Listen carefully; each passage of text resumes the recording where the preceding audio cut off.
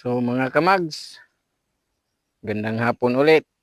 Ito na naman tayo mga kamags, no? Gagawa tayo ng video ngayon. Ito ay tungkol sa isang puno ng langka at may gagawin tayo, no, sa kanyang bunga. So mga kamags, ito siya. Yan mga kamags,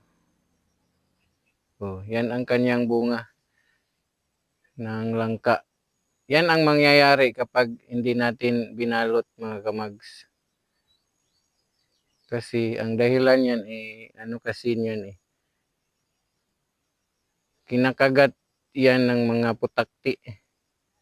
At saka tinutusok nila sa puwitan kasi ng mga putakti mga kamags may lalabas na parang itlog pag dapo nila dyan.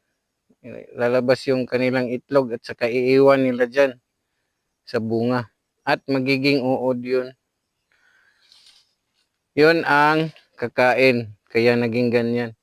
Yung mga uod na iniwan ng putakti. Kaya, ang gagawin natin kamags ay babalutin natin yan. Ang babalutin natin kamags kasi wala pa siyang hindi pa siya infected.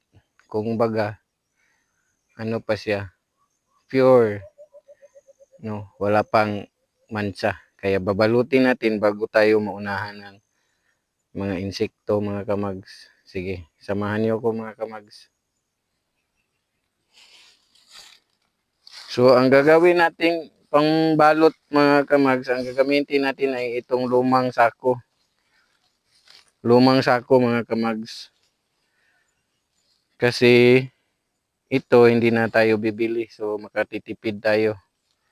Pwede naman, may marami naman tayong mabibili doon sa sa agri-supply, pero gagastos pa tayo, kaya ito na lang para minus gastos.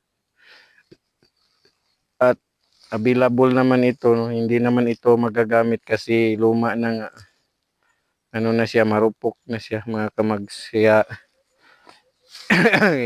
gagawin natin dito kamags ay ganito na lang. Babalutin natin ng ganyan. Isisilid natin siya. Saka itatali natin dito sa itaas. Para yung mga putakti at mga insekto ay hindi na makadapo doon sa prutas mismo, no? Sa bunga ng mangga.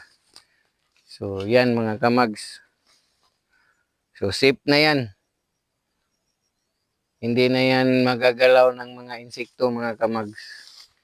After mga 2 buwan, hinog na yan mga kamags. I-update ko kayo dyan mga kamags pag mahinog na yan.